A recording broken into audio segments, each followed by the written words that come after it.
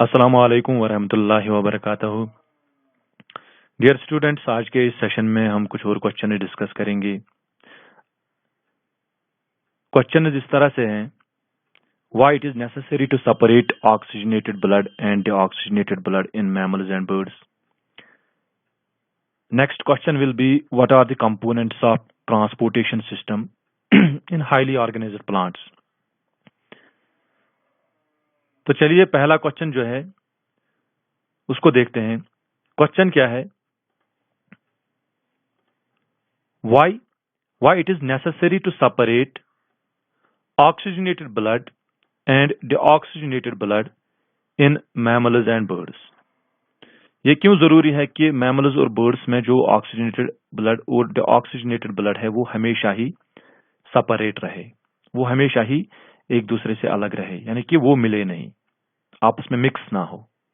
तो एक फैक्ट पता चलता है हमें क्वेश्चन के थ्रू हमें एक फैक्ट पता चलता है कि oxygenated blood and deoxygenated blood जो है ये कभी मैमल्स और बर्ड्स की बॉडीज में मिक्स नहीं होता, नेवर।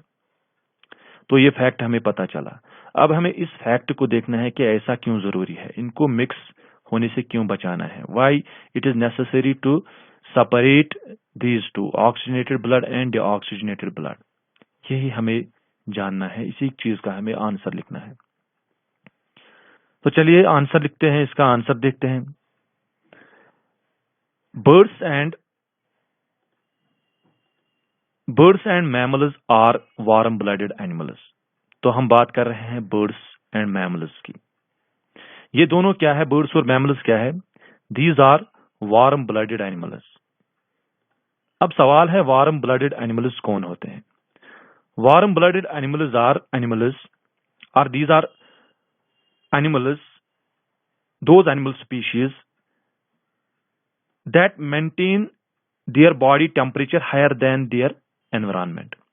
वो एनिमल स्पीशीज जिनका बॉडी टेम्परेचर हमेशा उनके एनवायरनमेंट से ज्यादा रहता है, या जो अपनी बॉडी का टेम्परेचर अपने एनवायरनमेंट से ज्यादा रखते हैं, तो उनको हम बोलते हैं वार्म ब्लडेड एनिमल्स। तो यहाँ पे कौन कौन से हैं, birds and mammals, both are warm blooded animals. जब भी कभी हमारी मैमल्स में तो हम भी आते हैं, ह्यूमन बींग्स, जब भी हम कभी हमारे एनवायरनमेंट का टेम्परेचर जो है विंटर सीजन में नेगेटिव चला जाता है, माइनस में चला जाता है, तो हमारी बॉडी का टेम्परेचर जो है ये कभी भी माइनस या नेगेटिव में नहीं चला जाता। वजह यह है कि हम अपनी बॉडी का टेम्परेचर जो है अपने एनवायरनमेंट के मुकाबले में मेंटेन रखते हैं,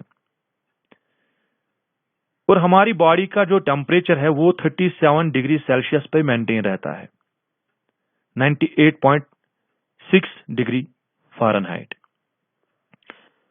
तो ये कैसे पॉसिबल होता है, मेटाबॉलिक प्रोसेस से ये पॉसिबल हो पाता है। तो इन शॉर्ट आपको यहां पे याद रखना है कि बर्ड्स और मैमल्स जो है वार्म ब्लडेड एनिमल्स हैं। अब वार्म ब्लडेड एनिमल्स को क्या चाहिए होता है, they need more energy for their higher rate of metabolism. इनको अपनी मेटाबॉलिक रेट मेंटेन रखने के लिए ज्यादा एनर्जी की जरूरत होती है, बहुत ज्यादा एनर्जी की जरूरत होती है, और अपने बॉडी का जो टेम्परेचर मेंटेन रखने के लिए भी इनको एनर्जी की जरूरत होती है। देखिए, जब एनर्जी होगी तो मेटाबॉलिक रेट ज्यादा होगी, जब मेटाबॉलिक रेट ज्यादा होगी तो बॉडी टेम्परेचर भी ज्यादा होगा। So, separation of oxygenated and deoxygenated blood will ensure efficient supply of oxygen। अब ऑक्सीजनेटेड ब्लड और डीऑक्सीजनेटेड ब्लड को सेपरेट रखने से क्या फायदा है, जब oxygenated and deoxygenated blood separate रहते हैं तो इससे बॉडी के जो ऑर्गन्स हैं या बॉडी की जो सेल्स हैं उनको सफिशिएंट सप्लाई ऑफ ऑक्सीजन या इफिशिएंट सप्लाई ऑफ ऑक्सीजन मिलती है। अब बॉडी सेल्स को जब सफिशिएंट सप्लाई ऑफ ऑक्सीजन मिलती है तो कंप्लीट ऑक्सीडेशन ऑफ ग्लूकोज हो जाती है, और जब कंप्लीट ऑक्सीडेशन ऑफ ग्लूकोज होती है तो तब क्या होता है, ज्यादा से ज्यादा एनर्जी रिलीज होती है, और ये ज्यादा से ज्यादा एनर्जी से क्या होता है, ये ज्यादा एनर्जी रिलीज होने से क्या होता है, बॉडी का टेम्परेचर मेंटेन रहता है।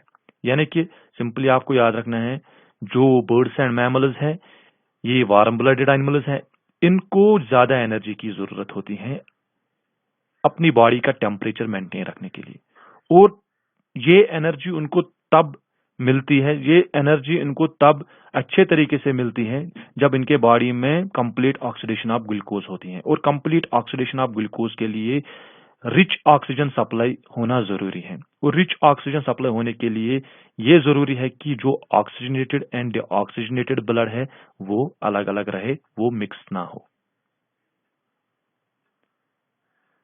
होप कि आपको ये क्लियर हो गया होगा। नेक्स्ट क्वेश्चन की तरफ बढ़ते हैं। What are the components of transport system. देखिए, हमने कल भी पढ़ा ह्यूमन्स में, आज हमें पढ़ना है किनमें, इन हाईली ऑर्गेनाइज्ड प्लांट्स। जो ट्रांसपोर्टेशन सिस्टम है, कंपोनेंट सिर्फ बताने हैं हमें कंपोनेंट्स की फंक्शन नहीं बतानी है, हमें सिर्फ कंपोनेंट्स बताने हैं कि कंपोनेंट कौन कौन सा है ट्रांसपोर्टेशन सिस्टम का कंपोनेंट किनमें, हाईली ऑर्गेनाइज्ड प्लांट्स में। जो हाईली ऑर्गेनाइज्ड प्लांट्स है उनमें जो ट्रांसपोर्ट सिस्टम है that consists of xylem and phloem. ठीक है, जाइलम और फ्लोएम से ये ट्रांसपोर्टेशन सिस्टम बना होता है किनमें, हाईली ऑर्गेनाइज्ड प्लांट्स में। ठीक है, ये आप याद रखें, दो कंपोनेंट से बने होते हैं, दो कंपोनेंट से बना होता है हाईली ऑर्गेनाइज्ड प्लांट्स का जो ट्रांसपोर्ट सिस्टम है, दो कंपोनेंट से बना होता है। एक कंपोनेंट का नाम है जाइलम और दूसरे कंपोनेंट का नाम है फ्लोएम। जाइलम की अगर बात करें तो जाइलम क्या है, xylem is a complex tissue, xylem is a complex tissue which forms the bulk of the roots and stem of vascular plants।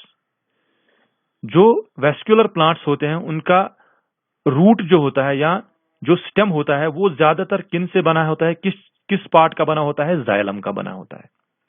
अब जाइलम किस चीज से बना है, xylem is made up of tracheids, vessels, xylem fibres and xylem parenchyma. ये tracheids, vessels, xylem fibres and xylem parenchyma से बना होता है।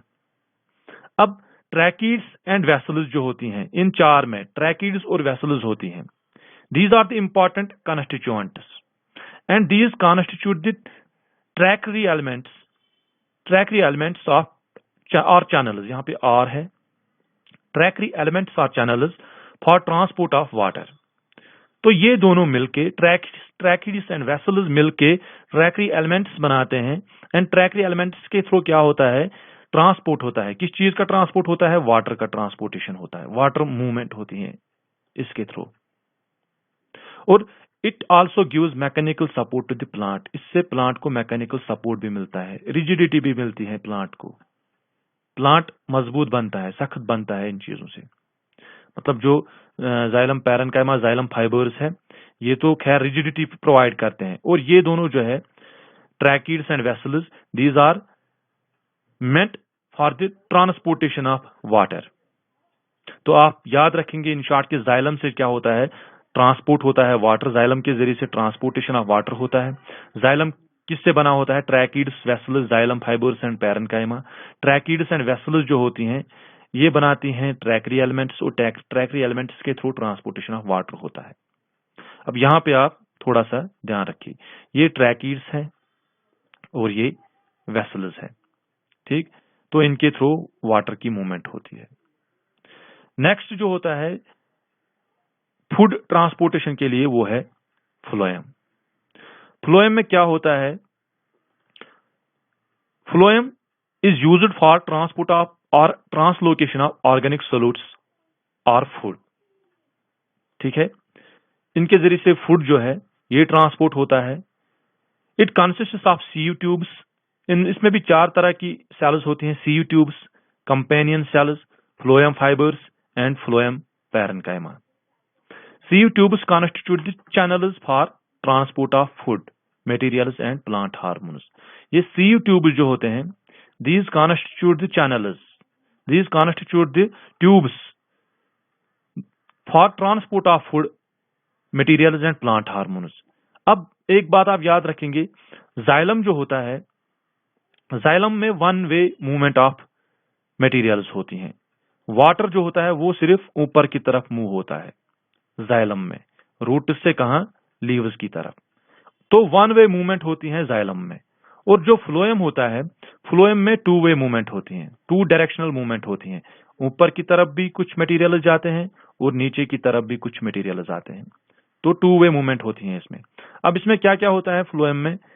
फ्लोएम के कॉन्स्टिट्यूएंट्स जो है वो है कंपेनियन सेल्स, यह है कंपेनियन सेल, यह है सीयूपलेट, यहां पे ये सीयूपलेट, और यहां पे है ये हो गया पूरा ये सीयू ट्यूब, सीव ट्यूब, ठीक है। और ये इसको हम बोलते हैं सीव ट्यूब एलिमेंट। और ये हो गया ये सेल का साइटोप्लाज्म, ये जो कलर्ड पोर्शन है यहाँ पे, तो ये हो गया साइटोप्लाज्म, ठीक है। और ये हो गया न्यूक्लियस, जो कंपेनियन सेल का न्यूक्लियस। तो यहाँ ये डायग्रामेटिकली दिखाया गया है, कुछ ऐसे सीयू ट्यूब्स, ऐसे यहाँ पे सीयू ट्यूब्स इस तरीके से दिखाए गए हैं। तो ये एक्चुअली ऐसा होता है सीयू ट्यूब, एक छलनी जैसा, ठीक है। तो ये यहाँ पे बीच में रखा होता है, फिर सेल होती हैं। तो यहाँ पे जो होते हैं सेल्स जो होते हैं फ्लोएम में, यहाँ पे एंड टू एंड कनेक्शंस होते हैं सेल्स में। आई होप कि आपको इतना समझ में आ गया होगा। थोड़ा सा इसको रिवाइज करते हैं। ट्रांसपोर्ट सिस्टम जो है प्लांट्स का, हाईली ऑर्गेनाइज्ड प्लांट्स का, वो जाइलम और फ्लोएम से बना है। जाइलम जो होता है ये कॉम्प्लेक्स टिश्यू है, और जो रूट्स का मैक्सिमम पार्ट और स्टेम का मैक्सिमम पार्ट होता है प्लांट्स में, वो जाइलम का बना होता है। और जाइलम बजाते खुद चार तरह की सेल्स से बना होता है, tracheids, vessels, xylem fibres and xylem parenchyma. Tracheids and vessels जो होती हैं वो मिल के क्या बनाते हैं, ट्रैकरी एलिमेंट्स और चैनल्स। और इन ट्रैकरी एलिमेंट्स या चैनल्स के जरिए से क्या होता है, मूवमेंट ऑफ वाटर होती है, ट्रांसपोर्टेशन ऑफ वाटर होता है। और ट्रांसपोर्टेशन ऑफ वाटर जो है वो वन डायरेक्शनल है, वन वे ट्रांसपोर्ट होता है। यानी कि जाइलम में हमेशा वाटर रूट से कहां, लीव्स की तरफ जाता है। और ये बाकी जो है ये सेल्स जो है इसमें, xylem fibres, xylem parenchyma, these give mechanical support to the plant. अब इसके बाद दूसरा जो है phloem. Phloem is used for transport और ट्रांसलोकेशन ऑफ ऑर्गेनिक सॉल्यूट्स और फूड। अब फ्लोएम जो होता है वो किस चीज से बना होता है, चार तरह की सेल से बना होता है, sieve tubes, companion cells, phloem fibres, phloem parenchyma. Sieve tubes जो होते हैं, these constitute the channels for transport of food materials and plant hormones. Sieve tubes के जरिए से प्लांट हार्मोन्स और फूड की मूवमेंट होती है। यानी कि ये टू डायरेक्शनल मूवमेंट है, टू वे डायरेक्शन है इसमें, टू वे डायरेक्शनल मूवमेंट होती है इसमें फ्लोएम में। तो आज के इस वीडियो में इतना ही। कल के वीडियो में आपसे इंशाल्लाह फिर मुलाकात होगी। अपना ख्याल रखिए। अल्लाह हाफिज।